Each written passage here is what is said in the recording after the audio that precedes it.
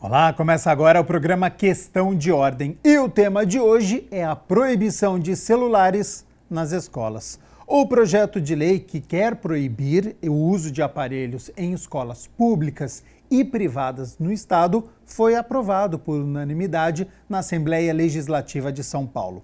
A justificativa é que o uso constante de dispositivos durante as aulas tem sido associado a uma diminuição significativa na capacidade de concentração e desempenho acadêmicos dos estudantes.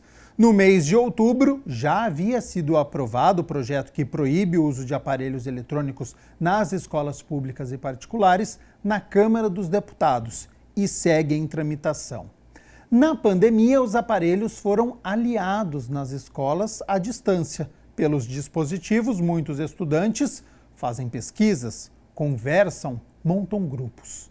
Proibir é a solução? Bom, para debater o tema, eu recebo aqui no estúdio o vereador Gustavo Peta, presidente da Comissão de Ciência e Tecnologia aqui da Câmara, e a Luciana Mello, que é graduada em Pedagogia com especializações em psicopedagogia, análise do comportamento aplicada e relações interpessoais, com mais de 20 anos de experiência.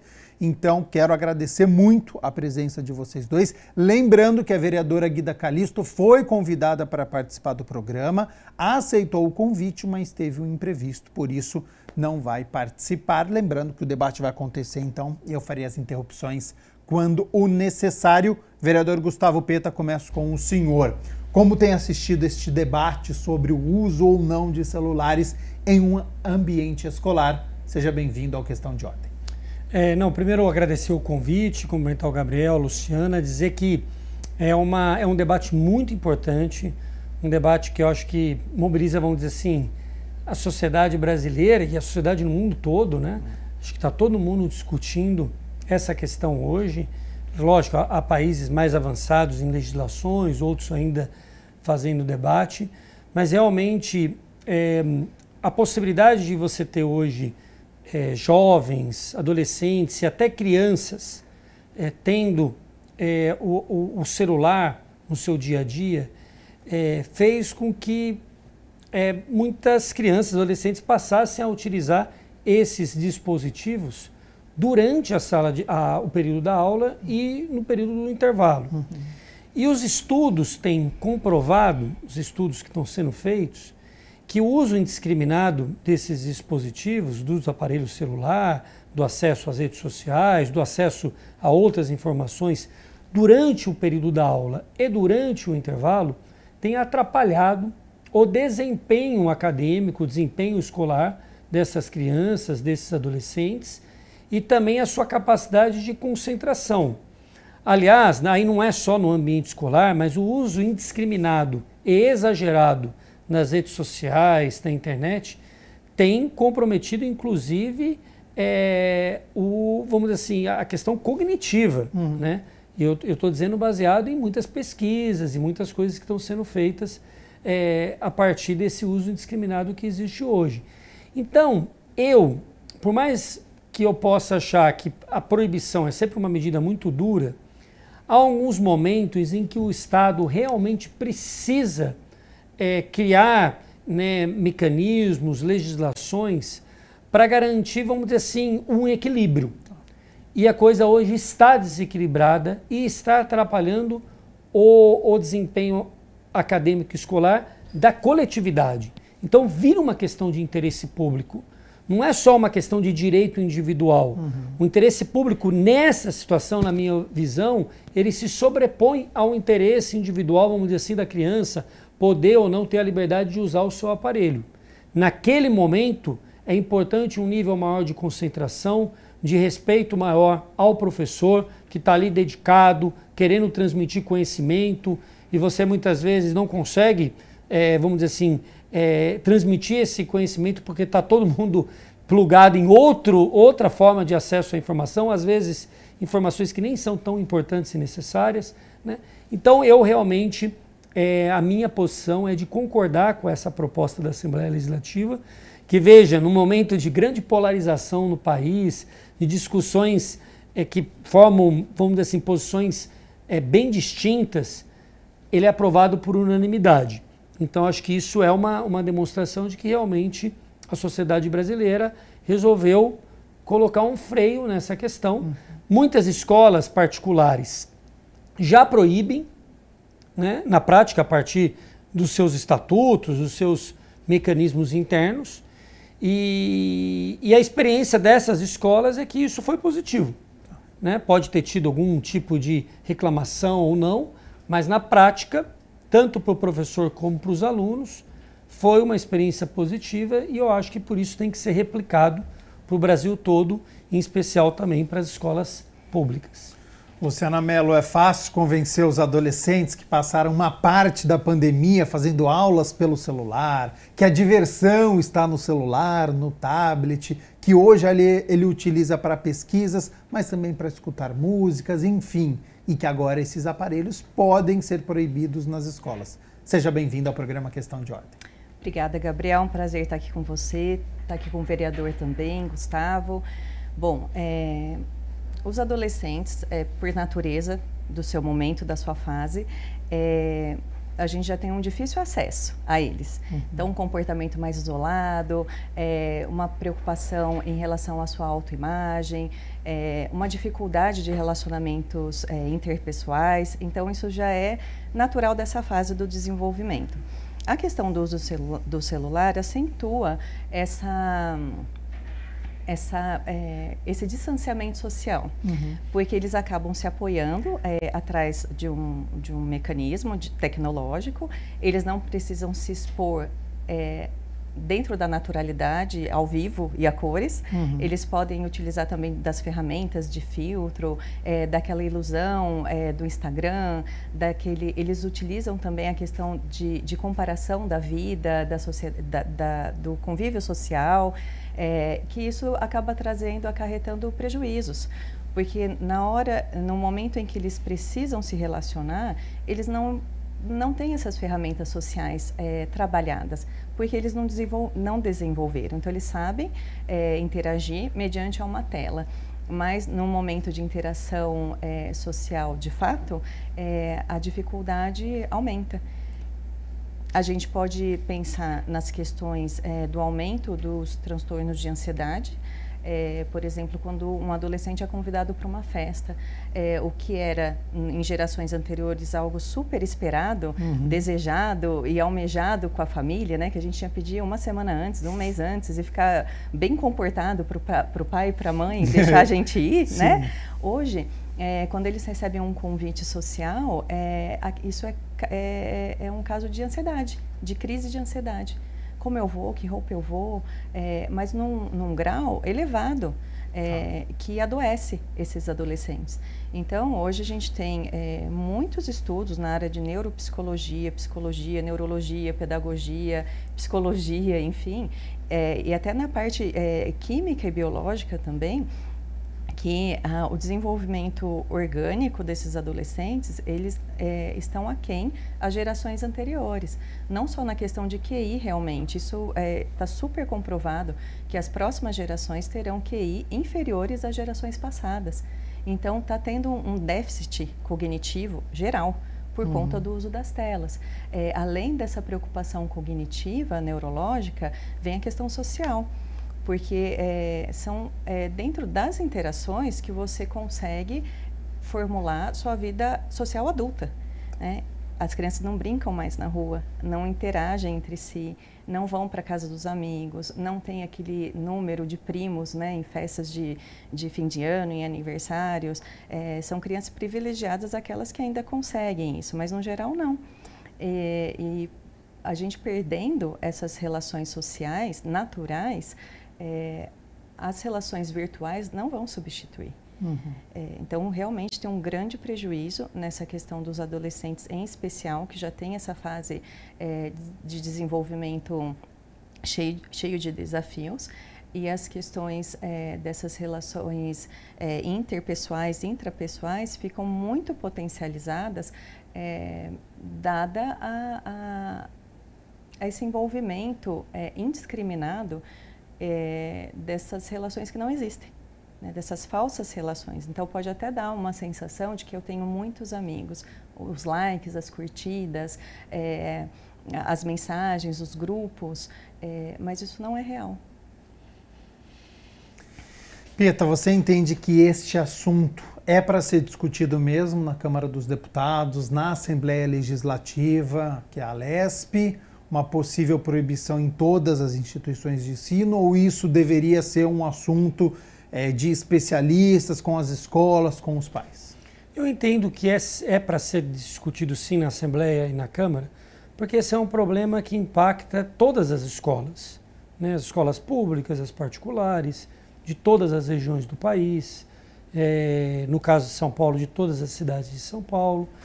E eu acho realmente uma necessidade, até para você dar mais força para a gestão escolar, para os professores, que já enfrentam isso no dia a dia, essa dificuldade de impedir o uso do dispositivo para outras finalidades durante a atividade da sala de aula. Veja, o projeto é até inteligente, o projeto ele diz, não, para fins pedagógicos, quando autorizado para alguma pesquisa, etc., quando autorizado pelo professor, seria possível a utilização. Ou até no caso de crianças com algum tipo de deficiência, em que o aparelho celular pode ser um mecanismo de auxílio para o processo de aprendizagem. Então, essas exceções estão contidas nesse projeto, pelo menos que foi aprovado em São Paulo.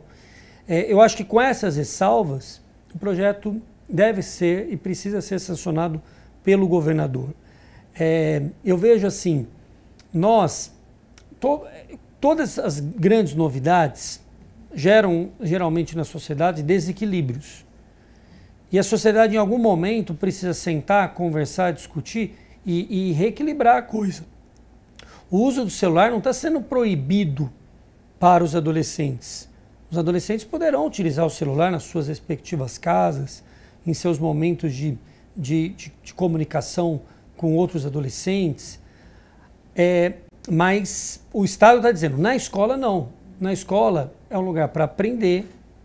O professor tem autoridade sobre a sala de aula, numa troca, evidentemente, com os alunos, mas com autoridade. E na hora do intervalo, o que a doutora Luciana falou muito bem, é uma hora da interação social. É uma hora da atividade esportiva, da brincadeira, né, que está se perdendo. Porque todo mundo vai para o pátio e cada um fica no seu mundo, entre aspas, né, no celular, no joguinho, etc. E isso é limitador para o desenvolvimento das crianças e dos adolescentes. Esse caso é tão sério que parece que estão atualizando. Luciana pode me corrigir se eu estiver errado, mas os estudos antes diziam o seguinte: celular só a partir de 12 anos, rede social a partir de 14 anos. Agora, os novos estudos estão demonstrando assim, não, celular a partir de 14 anos e rede social a partir de 16 anos. Por que os estudos estão apontando isso? Porque realmente isso está muito relacionado a essa crise, ou vamos dizer assim, essa epidemia de adoecimento relacionado à saúde mental, que abate todas as pessoas na sociedade que a gente vive, em especial os adolescentes, os jovens, né? Então isso acaba ocasionando coisas até mais graves, né? Números que são muito fortes, né?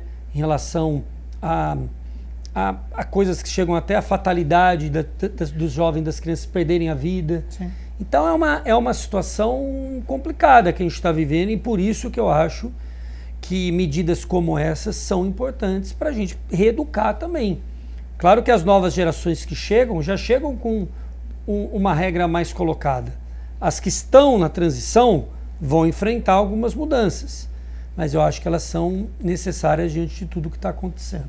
Luciana, duas questões. A primeira, é importante o Congresso Nacional estar atento a este assunto, os nossos deputados na Alesp também. Como é que você vê este assunto sendo discutido pelos nossos políticos? E isso que o Gustavo Pieta falou, o ideal, 12, 14 anos, ter acesso para o mundo real, está muito distante, é muito complicado você chegar com uma criança até 12, 14 anos para começar a ter o primeiro celular?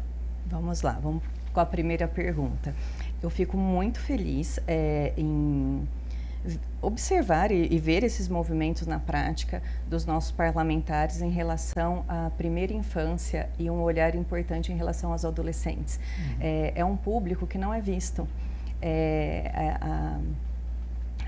As necessidades infantis, as necessidades das crianças, as necessidades dos jovens, eu não percebi até então um movimento importante em relação ao bem-estar global dessas crianças. Hoje eu vejo muitos políticos que colocam como prioridade o bem-estar global dessa criança, tanto na educação como na saúde.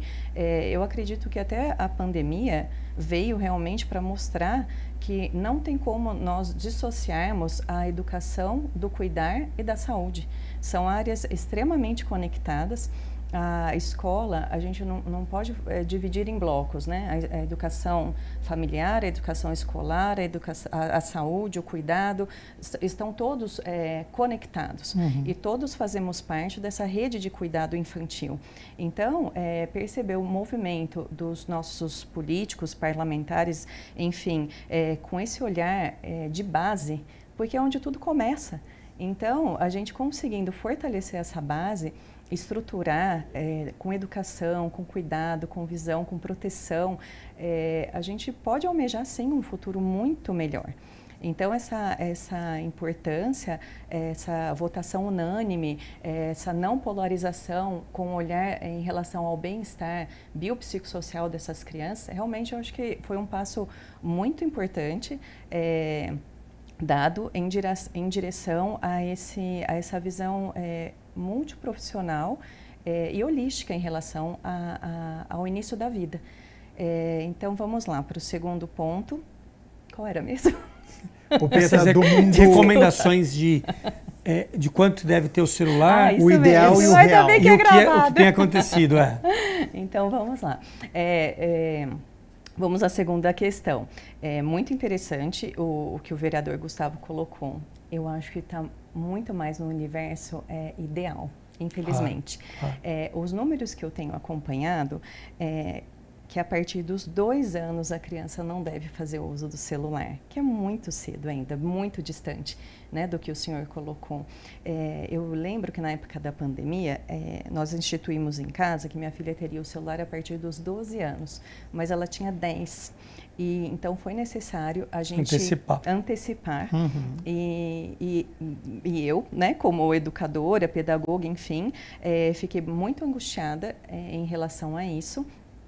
E tentamos, né, de todas as formas, deixar aquele uso exclusivo para a questão escolar, mas foi impossível, porque a comunicação com os amigos, com a família, e aí vieram os componentes viciantes e friamente calculados para pegar esse público, né, os jogos, as recompensas, e aí a gente entra numa função neurológica da dopamina, né, desses jogos, dessa recompensa imediata, os likes, as curtidas, então entra como um componente viciante para uma criança. Eles têm, e nós temos também, atitudes de abstinência. Se eu falar assim, esqueci meu celular em casa, qual que é a primeira coisa que a gente faz? Tudo bem? Não, angústia. Isso é um componente viciante. Sim. Qual que é o instrumento de barganha na casa? Se você não fizer a lição, eu tiro o seu celular. Aquilo causa uma angústia na criança. Quando a gente fala assim, você não vai jogar hoje, e você recolhe aquele aparelho, a criança fica irritada, fica brava. Isso é um componente viciante. Então, seria maravilhoso. E isso tem fundamento, o uso das telas a partir dos 12 anos, para o desenvolvimento neurológico da criança. Temos questões assim, questões pedagógicas. As crianças não conseguem, com a facilidade que nós tínhamos, de realizar a letra cursiva. Eles não têm mais essa habilidade. A prensa fina, eles estão com dificuldade, porque ninguém desenha, ninguém escreve. A questão ortográfica, quantos erros, a gente não sabe mais escrever, porque já tem o corretor. E mesmo os adolescentes escrevendo tudo errado, a gente entende e responde. Sim. Né? Então, eu estou no exercício em casa mesmo. Minha filha manda uma mensagem, eu falo, não entendi nada. Eu entendi. Mas você força ela a escrever corretamente. Claro. E quando vem alguns erros também ortográficos, tal palavra não escreve assim, pesquise, né? enfim, uma gotinha no oceano, Sim. mas a gente tem que criar algumas ferramentas também para não ter essa situação tão inerte a essa invasão da nossa casa. Os prejuízos são infinitos. Infinitos não, estou exagerando, mas são grandes prejuízos, né? E a gente pode citar em diversas áreas, não só no ambiente escolar. E que a gente que tem esses prejuízos da questão da desatenção, da questão da falta de foco, né, foi citado aqui pelo vereador, por você também, a questão das crises de ansiedade gravíssimas, questão de depressão infantil. Eu estou tendo muitos casos de crianças depressivas, de crianças realmente, eu não estou falando de jovens adultos, crianças que perdem a sua motivação, que não se relacionam socialmente, que não têm vontade de sair de casa. Outro índice super interessante, que é a questão da vitamina D, baixíssima nas crianças. Ninguém sai para tomar um sol, para jogar uma bola, para brigar na rua, né? A gente tinha tudo isso, essas ferramentas sociais que nos fortaleciam para uma vida adulta, e não existe hoje. Né? Isso está muito mitigado a essas relações, essas inter-relações. E um ponto, Gabriel, muito importante é a questão, né, das famílias acharem que estão tendo uma educação democrática junto com seus filhos, mas na verdade é uma educação permissiva. Então a gente transfere para a criança uma responsabilidade do adulto. Eu não estou sendo democrático quando eu deixo a minha criança indiscriminadamente com o uso de um celular e ele decidindo o que ele vai assistir, ou quanto tempo ele vai ficar. Eu não estou sendo democrático com ele, eu estou sendo permissivo. E essa permissão, além de todas as questões citadas, sociais, neurológicas, cognitivas, eu tenho uma exposição precoce a conteúdos inadequados, que eu não tenho controle. Nós achamos que temos controle, mas não temos. Recentemente, com uma aluna, uma paciente, ela simulou para mim, no meu consultório eu tenho uma casinha de boneca, e ali ela se sentiu à vontade e começou, uma criança de 8 anos, uma menina que joga um jogo, enfim, que até então a família achava que era só as crianças da escola que jogavam, mas é um ambiente de risco, né, porque pessoas que não são crianças estão ali justamente por saber que aquilo é um ambiente inocente e infantil, e ela simulou um namoro de adulto com os bonequinhos da casinha. E imediatamente eu perguntei se ela tinha contado para a mamãe, ela falou que não. Eu fui conduzindo toda a sessão até que a gente entrou num momento que a criança permitiu, né? A gente está compartilhando, óbvio que eu compartilharia isso depois, obviamente, mas eu queria que essa criança tivesse essa abertura com a mãe, e a mãe muito assustada, porque realmente era uma ação de um adulto ali num ambiente infantil.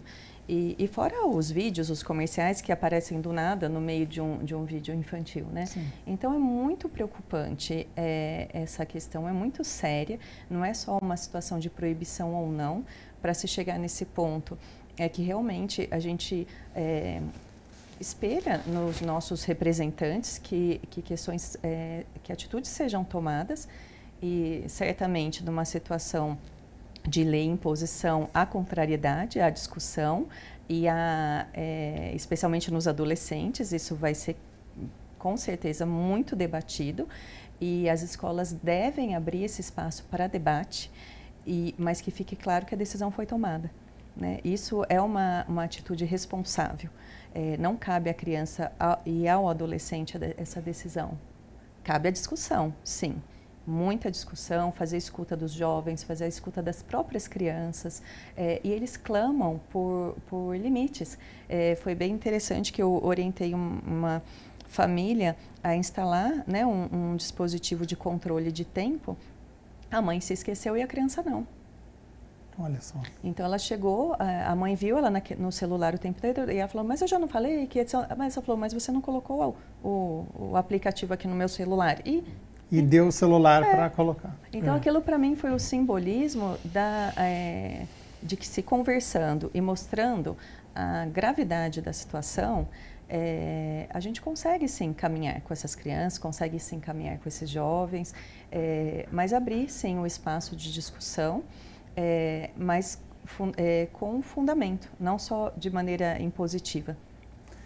A Luciana já respondeu, quero ouvir então do Gustavo Peta essa questão de ser democrático ou de ser permissivo. Os estudantes que serão afetados ou que estão incluídos neste projeto da proibição, caso seja sancionada, na sua visão, eles devem ser escutados? A opinião deles tem alguma valia? Ou que os deputados vão decidir, vai ter que ser cumprido, pronto, acabou? Olha, eu acho que assim, quando você vai aprovar uma lei, você deve, antes de aprovar, inclusive, ouvir todo mundo. Acho que a melhor forma, eu não sei exatamente como foi o processo na Assembleia Legislativa, mas eu imagino em que tenham ocorrido debates públicos, em que eu, por exemplo, se eu estivesse na Assembleia, eu teria chamado, inclusive, alguma representação estudantil, que fosse grêmio, entidade estudantil, também para, de alguma forma, trazer a sua opinião, o seu ponto de vista. Mas o resultado final desse processo, ele é uma convergência que não necessariamente agradará a todos. Eu tenho certeza que entre os estudantes esse tema também será polêmico. Não é também uma unanimidade o posicionamento contrário a um projeto como esse. Podem ter muitos estudantes contrariados, mas eu tenho certeza também que tem muitos estudantes que são a favor. Então, eu acho que cabe às escolas fazer debate, reflexão, mas é evidente, havendo uma lei aprovada, ela deve ser cumprida em todas as escolas. E acho que ao cumprir essa lei, as escolas vão melhorar o ambiente escolar, o desempenho. Sabe o que acontece um pouco, Gabriel? Assim, a pressão sobre todo mundo, aí não é só criança e adolescente, do uso indiscriminado de celular, de rede social, etc., já é tão forte que se você não tiver a família de um lado, a escola do outro, criando algum tipo de limite, o desequilíbrio é total. Então você precisa ter algumas instituições da sociedade impondo alguns limites, porque senão é um desequilíbrio e leva ao lugar que a gente está chegando agora. Por isso que eu concordo muito que a Luciana falou assim, nós não deveríamos nem colocar em pé de igualdade. Uma coisa é você ter uma educação democrática, outra coisa é você ter uma educação permissiva. É que muitas vezes você tem uma educação permissiva e acha que está sendo democrático. Mas você pode ter uma educação democrática de diálogo permanente com seu filho, de discussão, de reflexão, mas existem alguns momentos que a própria criança precisa, e o adolescente, de limites que precisam ser impostos pelos seus pais ou pelo ambiente escolar. Porque senão o adolescente precisa, inclusive, saber qual é o limite.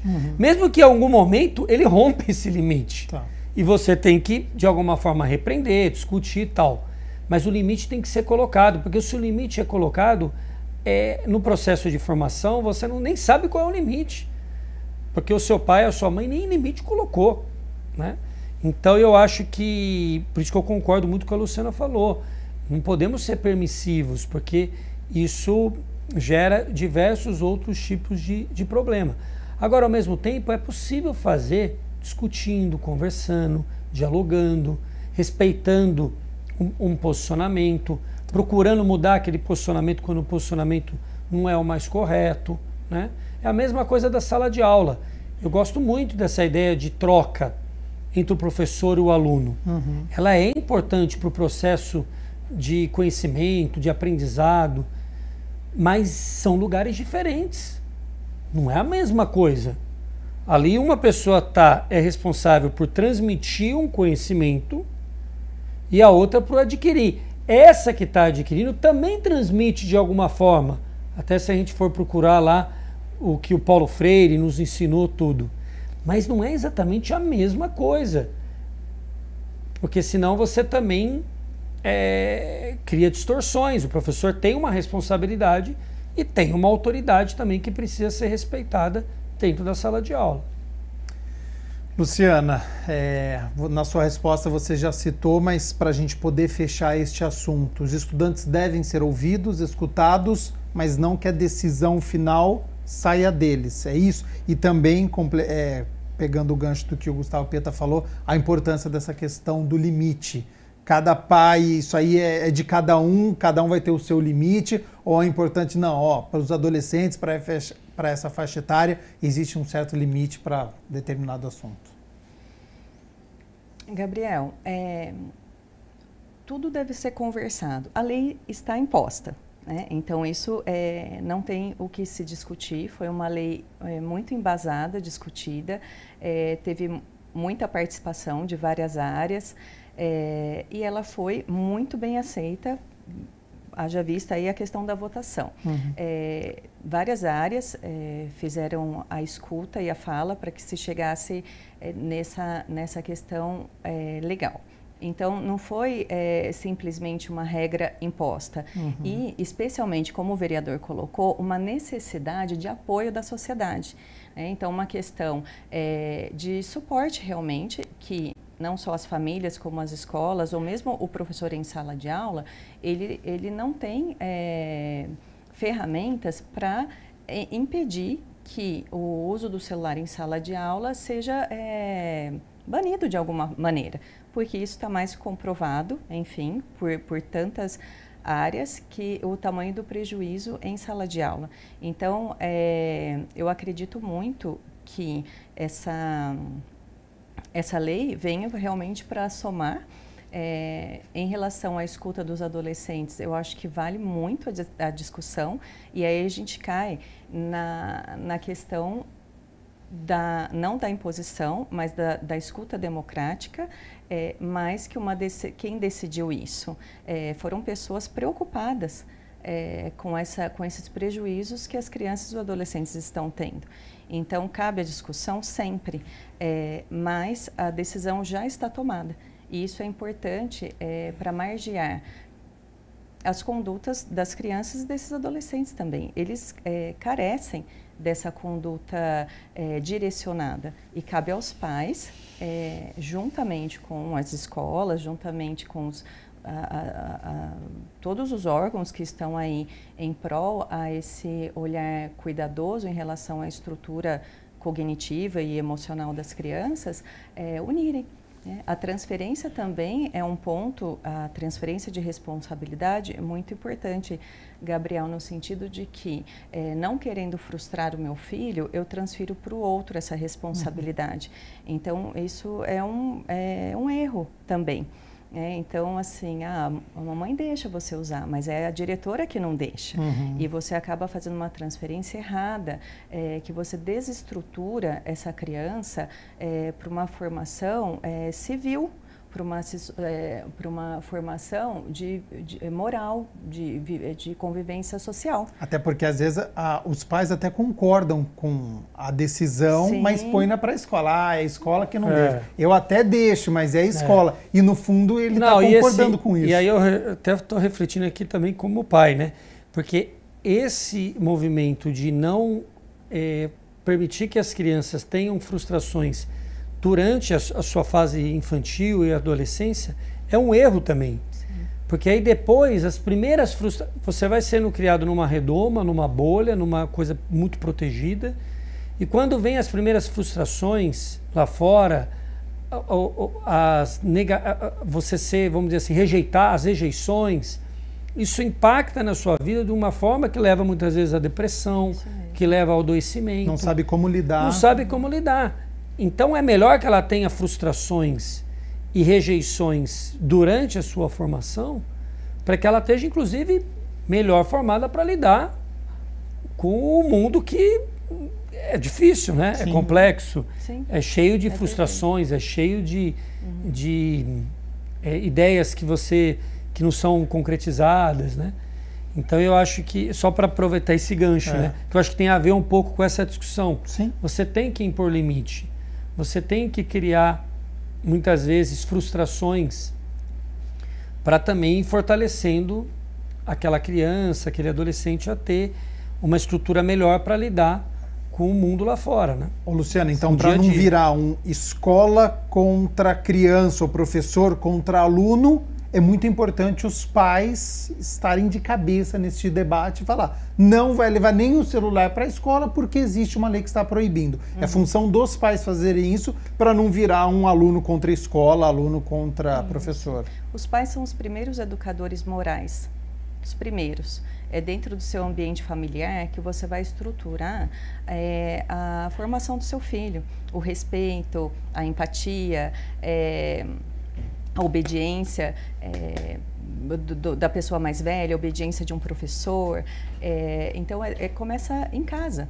E se eu transfiro isso para a escola, na verdade, eu estou me desmoralizando em relação a essa criança. Então, o respeito ao professor, o respeito a esse pai. Eu não preciso, eu já recebi em consultório, a gente falando dessa questão de orientação, de castigo para a criança, qual que é a forma que você disciplina seu filho? Eu ponho de castigo. E como que é esse castigo? Eu tranco ele no quarto. Eu falei, mas por que você tranca a porta? Senão ele sai. Mas onde está a sua autoridade? A porta trancada tem mais autoridade do que você? Ele tem que ficar sentadinho pensando no que ele fez, porque você solicitou que ele fizesse isso, e não porque a porta está trancada. Eu tive uma situação de um garoto de 13 anos que pegou o carro da família e saiu. Nossa. Aí a resposta da família foi, eu devia ter colocado a chave em outro lugar. Isso me causou um espanto, porque está invertido isso. Então, nessa situação democrática, não, isso é uma permissividade irresponsável. Sim. O filho não vai pegar a chave do carro porque você disse que ele não vai pegar a chave do carro. E não porque a chave deveria estar escondida. O filho vai ficar sentadinho pensando no que ele fez, não porque a porta está trancada. Aí sim, até uma situação violenta, de certa forma. Não, ele vai ficar sentadinho porque você pediu para ele sentar e pensar no que ele fez. A porta não pode ter maior autoridade do que a fala do pai e da mãe. Lembra, na minha geração, pelo menos, né, aquela olhada da mãe? Você fala assim, estou perdido quando chegar em casa. Já bastava, já. Hoje não. Né? Então, a mãe dava aquela olhada assim para você, ou o pai, fala, nossa, morri, né? E hoje não. Né? Tudo bem, a gente tinha uma educação muito autoritária, um distanciamento entre pais e filhos muito grande, falta de diálogo, com certeza. Então, a gente tenta... Não ter essa mesma atitude. A gente quer o filho perto da gente, a gente quer o filho com diálogo aberto. Tenho certeza, vocês, as pessoas que estão assistindo, têm um diálogo muito mais acessível do que nós tínhamos com os nossos pais. Então, isso graças a essa... Principalmente os pais, né? Isso. Os pais ainda mais, né? Os pais, antigamente, a relação com o filho era muito distante, né? Isso. A obrigação do pai era, vamos dizer assim, botar comida nem de casa. Isso. A parte afetiva era toda da mãe. Sim. Né? E às vezes o pai também chegava além do provedor, era o que, quando seu pai chegar, você vai ver. O medo, né? Ou o disciplinador, né? Que chegava. Isso. Então, isso assim, também não era bom, né? Não era bom. Mas ao mesmo tempo, eu concordo, há um certo desequilíbrio. E às vezes, assim, até um pouco, aquilo que a gente estava falando em outro tema, mas que a gente conversou um pouco, sentimento de culpa do pai e da própria mãe, por alguma coisa, ou porque estão separados, ou porque a mãe tem que trabalhar muito, o pai também. Aí esse sentimento de culpa cria base para essa atitude permissiva. Sobre este assunto, Gustavo Peta e depois a Luciana, eu quero que vocês façam uma análise de uma fala da deputada, a professora Bebel, que ela fala que a dependência digital é resultado da precariedade da segurança pública e das redes de proteção para as famílias trabalhadoras que adotam os smartphones, os tablets, como ferramentas de cuidado das crianças em ambiente doméstico. E ainda do descaso do poder público com a oferta de políticas culturais, desportivas, capazes de atender às necessidades da juventude, fecho aspas. Uma sociedade violenta, a gente já citou aqui, não tem como brincar na rua. Primeiro que você pode ser atropelado, porque o tempo inteiro está passando carro hoje na rua. Tem a questão da violência, tem a questão muitas vezes da falta de acesso, dependendo de onde a pessoa morar, ela fica distante para ir para o lugar. E aí, o celular e o tablet é o que vai aproximar essa criança? É um caminho sem volta? Eu acho que ela tem razão. Em que sentido?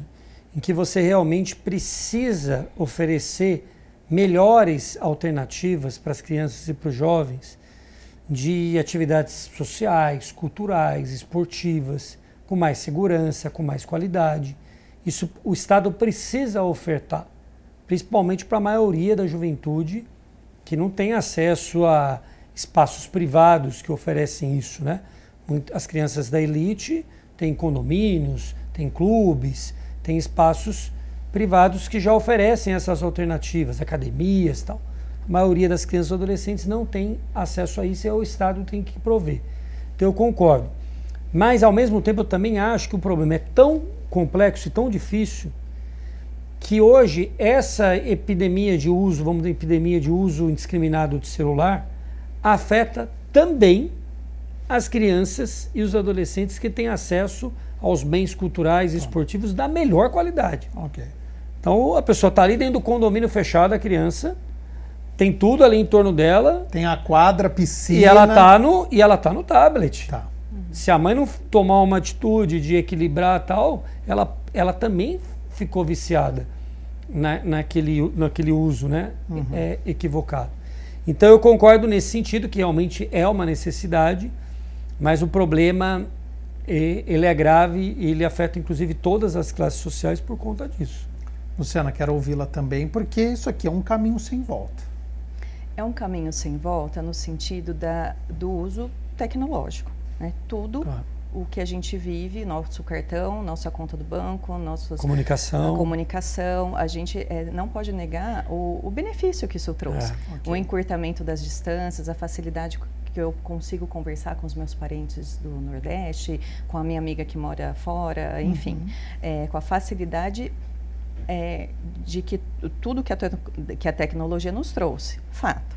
Outro fato também é que é estatístico que as regiões que oferecem quadras, questões culturais, esportivas, nos próprios bairros, a questão da violência ela foi reduzida.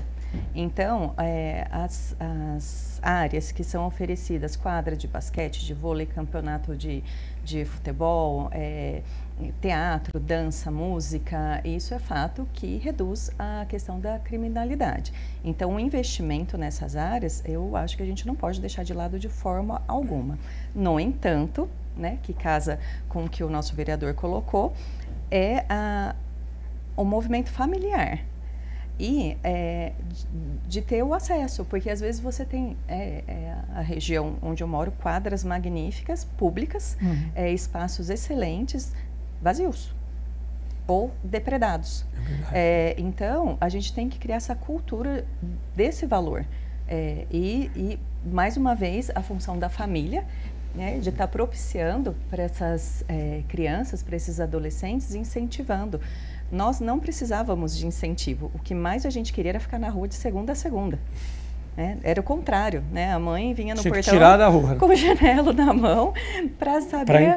Para entrar, né? E a gente não queria nem entrar para beber água, porque se entrasse era capaz da mãe não deixar a gente sair de novo. E hoje não, né? O movimento das famílias é que essas crianças saiam de casa dada a dependência da ferramenta tecnológica.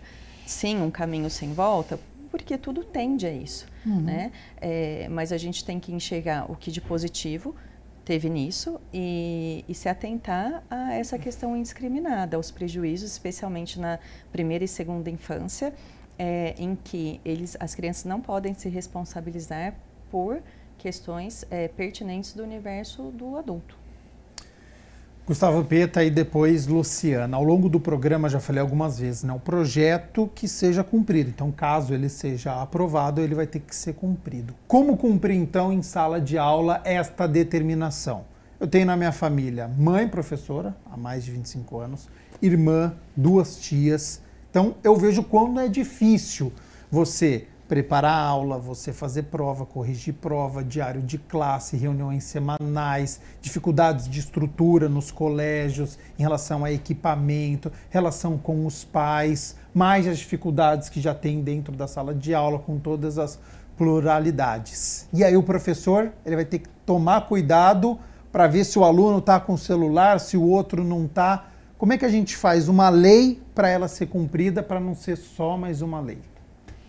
Eu acho que, claro, né, nós caímos também, evidentemente, nos problemas da precarização da escola pública, né? Acho que esse é o grande desafio, porque, evidentemente, em uma escola mais estruturada, você tem um regimento interno, monitor, um regramento, apoio. Você tem inspetores nos pátios, que se a pessoa pega o celular, ela vai chegar lá e você não vai poder usar o celular. Assim como uma pessoa, se a pessoa, por exemplo, for usar bebida alcoólica no meio do pátio, Sim.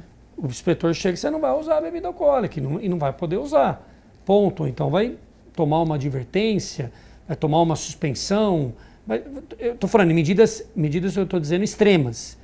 Sim. Diante da desobediência a uma regra. Uma punição. A uma punição. Lógico, o primeiro é o diálogo, a conversa, né? Eu acho que a escola também tem alguns canais que ela pode também ir ganhando os próprios alunos, os pais e as mães para aquela ideia.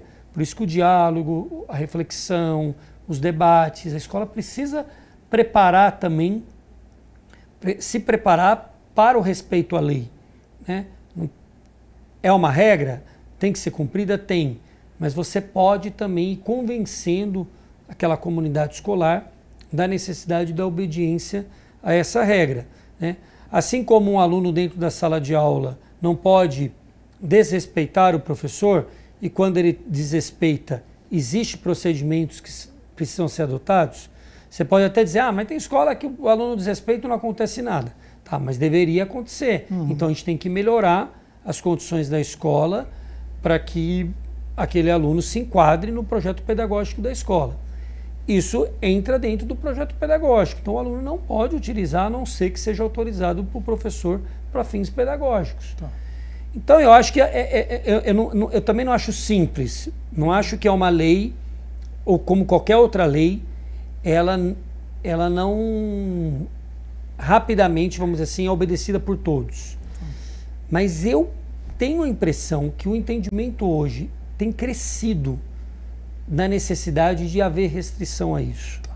E isso pode ajudar muito. Se essa lei fosse aprovada há 4 anos atrás, seria mais difícil até do que hoje. Porque apesar do uso indiscriminado ter crescido, há um entendimento maior da sociedade que alguma coisa tem que ser feita. Pelos estudos que foram feitos, pelas demonstrações, né? Não é à toa essa aprovação unânime, né? Porque até as pessoas mais... Na Assembleia Legislativa tem um monte de deputado com pensamento mais liberal, né? Aprovou. Tem aqueles com pensamento mais conservador, de extrema-direita, aprovou. Tem os progressistas, aprovaram. Então você vai vendo que vai se criando um consenso, nunca é, mas uma convergência grande para isso. Então, eu acho que não é fácil, mas é possível sim a gente avançar a partir da lei com essas restrições no ambiente escolar. Luciana, como você enxerga o cumprimento desta lei? Porque a gente sabe, né? O país ele tem aquela visão de o país da impunidade, tem um monte de lei, mas elas não são aplicáveis. E neste caso, tem como as escolas fazerem esta lei valer a pena caso ela seja sancionada? Como é que você enxerga essa questão e se vai cair no colo do professor ou não? Gabriel, é injusto cair no colo do professor essa questão. A escola deve, dentro da sua estrutura, dentro do seu projeto político, criar o caminho de como esse celular não vai chegar à sala de aula. Tá. Então, eu penso que deva caber à gestão e não ao professor. Claro que o professor em sala de aula vai observar, vai de repente... Caso haja uma criança, um aluno com o celular, óbvio que ele vai comunicar, mas eu penso que não deva ser ele o responsável por seguir com a conduta até se tirar o celular da mão desse aluno. Então, a escola que crie o mecanismo até de proteção desse professor, né, que não seja ele o alvo, especialmente ali para um adolescente ou para uma criança, né, criar essa indisposição com esse professor. Tá mais que comprovado que o aluno não aprende mais com o professor que sabe mais, ele aprende mais com o professor que ele gosta mais. Então, a gente não pode depositar mais essa questão para o professor que já tem toda a sua carga né, ali de trabalho, sim, enfim, que não se limita só ao conteúdo, né, ele está ali como um parceiro da aprendizagem e formação dessa criança. Então, não deveria caber a esse professor esta função. Em relação à escola pública, eu vou defender um pouco. Quando a gente sempre cita a escola pública com um ar de pesar, né? A escola pública não vai ter recurso, a escola pública. Eu estou sentindo uma reviravolta na escola pública e isso está me deixando muito animada de tirar o estereótipo de escola pública, escola ruim, escola pública, escola fraca, escola pública, escola violenta. Eu vejo um movimento de muitos profissionais gabaritados, profissionais e de excelência na formação e condução da gestão escolar pública, para realmente tirar essa visão da escola pública, escola ruim. Claro que tem os infinitos desafios sociais, econômicos, culturais, de base, mas eu estou sentindo um movimento muito positivo de formação de professores, de formação de gestores, de projetos educacionais, de visão multiprofissional, de alinhamento, como a gente disse lá no começo da entrevista, da rede de cuidado dessa criança, de suporte e apoio do professor na escola pública. Isso me dá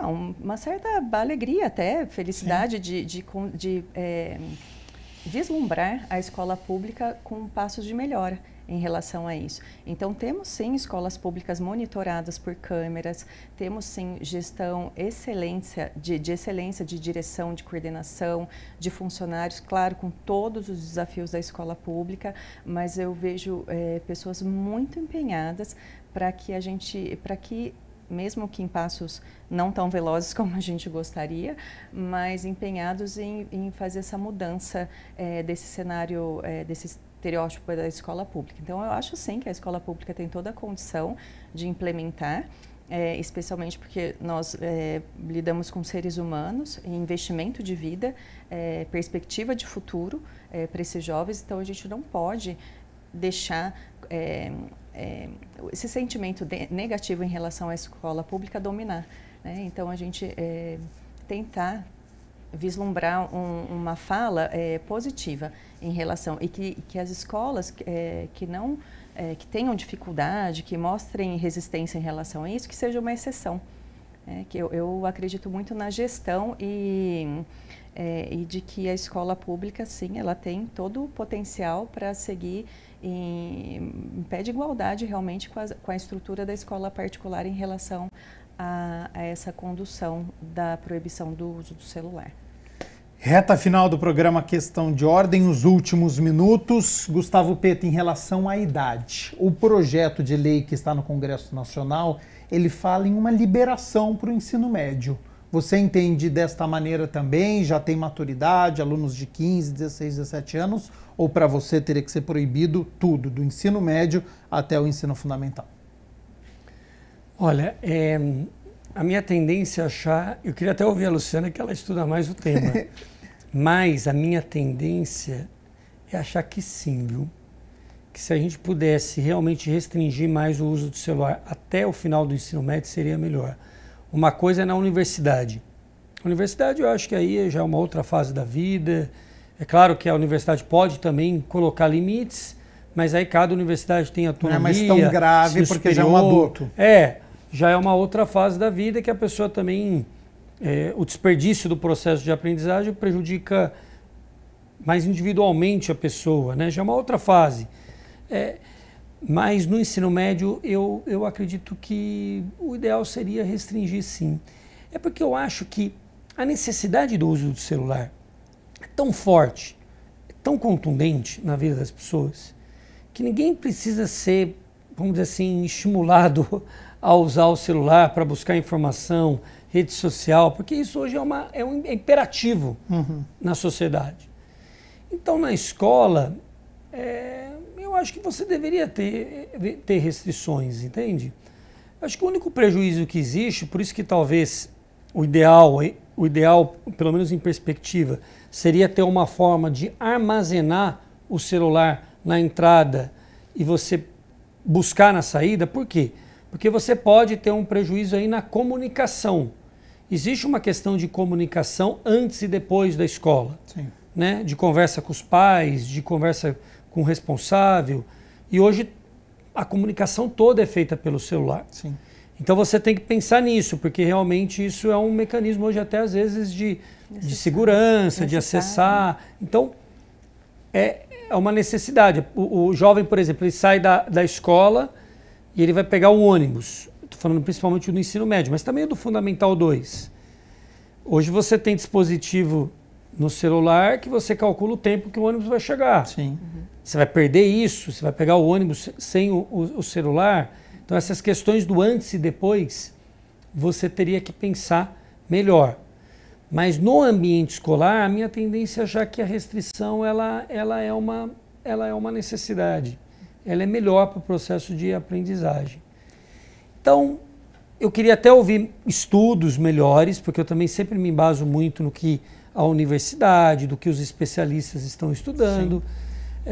Mas no primeiro momento eu veria como algo positivo a restrição na escola, total, tanto no fundamental como no ensino médio. Luciana, restrição total ou o ensino médio já tem uma maturidade, já é um assunto que ele consegue lidar? Vou tentar suavizar minha resposta. Tá. Quando a gente diz restrição, já é algo que a gente já se veda, né? Se fecha, e eu já tendo a contrariar. Então, eu vou colocar assim como uma diretriz da escola, o não uso do celular. E eu apoio o não uso, né, ou esse direcionamento da escola até o ensino médio. Tem muito o que se fazer na escola para aprender, interagir. E como o nosso vereador colocou, a gente não precisa ser estimulado a isso. Em relação ao armazenamento, isso já está proposto no projeto de lei. Está proposto, né? O armazenamento desse celular. Você chega, coloca. Isso, daí cabe a cada escola decidir se será um envelope, se será um armário. E caberá à escola também, que está previsto nesse projeto de lei, a facilitação da comunicação dessa criança com os pais e responsáveis. Então, isso não será prejudicado. Né? Uma situação emergencial, uma necessidade, a questão de pegar o ônibus quando sair da escola, isso não será prejudicado. Sim. E a escola tem toda a estrutura para prover para esses alunos todas as ferramentas e conteúdos e interações e projetos infinitos ali em relação à formação, não só de conteúdo, né? A gente tem vários temas que as escolas estão inserindo para os alunos e que de forma alguma isso vai ser... eles vão ter prejuízo. Agora, um ponto muito importante é que a questão do não fazer nada. Porque a gente não fica sem fazer nada com o celular na mão. O ócio, ele é importante para o nosso equilíbrio e para a nossa disposição para a próxima ação. E quando a gente está com o celular na mão, nós não temos esse tempo de pausa em nenhum momento. Quando nós vamos numa consulta médica, né, infelizmente aqui a gente não tem o hábito de carregar um livro na bolsa, o que deveria se tornar hábito, né? Então a gente vai para uma consulta antes do celular, a gente pegava aquela revista velha, né, folhava, ou se não puxava papo com a pessoa, ou reclamava com a atendente que o médico estava atrasado, enfim, alguma interação existia. Sim. Hoje não, se o médico atrasar 5 horas, a gente, como diz meus adolescentes, estou de boa. Né? E você não interage com as pessoas que estão ao seu redor. Sim. E isso é o ócio, é aquela parada, né? Eu pensar na vida, eu pensar o que eu vou fazer hoje. Acho que é um filósofo, um italiano chamado Domenico de Masi, que ele fala do ócio criativo. Isso, perfeito. Que é um momento em que ele é útil também. Sim. Você sempre acha que você tem que fazer uma coisa útil, mas o ócio, em ocasiões, ele também é importante. Não fazer nada tem o seu valor também. Tem o seu valor, né? Aquela rede, aquele sofá de final de tarde, né? Ou mesmo a criança que brinca sozinha. Isso é encantador. Tem que saber brincar. E deixa ela brincar sozinha. Que isso é importante. Não tenho nada para fazer. Pensa então o que você pode fazer. Então a criança não tem essa pausa nem para pensar o que eu posso fazer, porque a todo momento ela está sendo estimulada, né? E esse é um dos fatores viciantes do celular. Então, a gente dá essa pausa. Quando a gente viajava 5 horas para ver a família lá no outro estado, 5 horas estou sendo boa, às vezes um dia dentro de um carro apertado, que a gente inventava brincadeira, piada, a placa do carro, enfim. Hoje não, é cada um com o seu celular e ninguém conversa, ninguém interage, né? Então, meu voto é sim para o ensino médio. Temos uma unanimidade aqui também, então, isso, em termos dessa. Confirmo. Luciana Mello, psicopedagoga, 20 anos de experiência. Muito obrigado pela disponibilidade do seu tempo. Todas as informações que foram passadas aqui de grande valia para o nosso telespectador, para este debate que certamente estará por todo o nosso país. Já faço um convite para você retornar até os nossos estúdios para falar sobre esse e outros assuntos e fica aberto para suas considerações finais. Bom, um prazer enorme estar aqui com vocês. Confesso que eu fiquei bastante apreensiva, né, do gabarito das pessoas aqui, mas uma oportunidade, mais uma vez, a gente discutir sobre essa temática tão importante e a gente abriu tantos leques em volta, né, tantos temas aí envolvidos dentro de um só assunto de importância. Espero ter colaborado de alguma forma com as pessoas que estão nos assistindo. Estou super à disposição também para qualquer outro questionamento na área da educação, da formação da criança, das relações interpessoais, desse momento difícil das famílias, né, em relação, eu vejo, esse que eu falo é o não com amor, a gente tem que saber falar o não com amor, que isso é muito educativo, fortalece a relação com os pais em relação às crianças. E, enfim, estou disponível para outras oportunidades também. Muito obrigada, um prazer também estar aqui com o vereador Gustavo. É um prazer e que a gente possa trilhar aí outros caminhos junto dentro desses assuntos pertinentes. Com certeza acontecerá mais encontros. Vereador Gustavo Peta, também muito obrigado pela disponibilidade do seu tempo, as informações, opiniões que foram trazidas aqui de grande valia para o nosso telespectador. Já faço um novo convite também para você retornar até os nossos estúdios e fica aberto para suas considerações finais. Bom, Gabriel, eu que agradeço e agradeço a todos os funcionários, né, da TV Câmara que permitiram esse debate. Acho que é um debate muito importante. Agradecer muito também a contribuição da Luciana Mello. Ela já deu aqui uma aula para a gente e eu recebi a aula tanto como vereador como pai, porque a gente vai refletindo também sobre a criação dos nossos filhos, né? Porque é realmente sempre um desafio também, acho que todo mundo que está nos assistindo, tanto o desafio de decidir sobre esses temas, né? No caso a Assembleia Legislativa, o Congresso Nacional, como políticos, né? E a gente sempre, eu mesmo como vereador, que isso não está tramitando na casa, mas a gente também expressa a nossa opinião para deputados que nos acompanham, que nos ouvem também. Mas também a gente faz a reflexão como pai, né? Ou como quem está nos assistindo, como avô, como avó. A questão da criação é sempre um desafio, não existe uma regra definida, que você vai lá ler um manual e vai poder aplicar no seu filho, na sua filha. Mas existem estudos, existe ciência, existe experiência.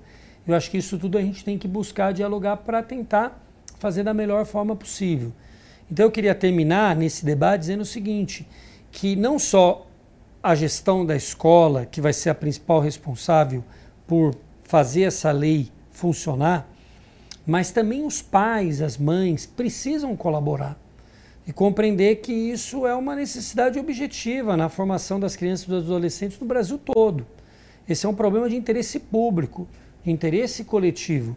Claro, cada um tem ali na sua família uma liberdade para educar os seus filhos de acordo com os seus valores, com as suas convicções, mas nós vivemos num ambiente coletivo, num ambiente social. E essas regras que são criadas para todos, para a gente poder viver da melhor forma possível. E essa nova lei vem exatamente para corrigir um desequilíbrio que existe hoje, né? E que é muito ruim, principalmente para as crianças e para os adolescentes. Não é para os professores, para a gestão da escola, né? Os professores, claro, podem até se sentir frustrados muitas vezes e não conseguir transmitir o seu conhecimento por conta de uma sala totalmente desconcentrada por conta dos celulares. mas o principal problema são as crianças. Então essa lei, ela vem com foco na criança e no adolescente. O foco não é a gestão da escola, o professor, é a criança e o adolescente. Por isso que os pais precisam ser os principais guardiões, vamos dizer assim, dessa legislação e ajudar a fazer ela acontecer a partir da educação de cada filho e das regras que precisam ser impostas aos filhos diante de uma lei que tende a ser sancionada pelo governador. Então, um pouco isso, eu agradeço a possibilidade de fazer esse debate que fez a gente refletir sobre muitos assuntos, então é sempre muito interessante.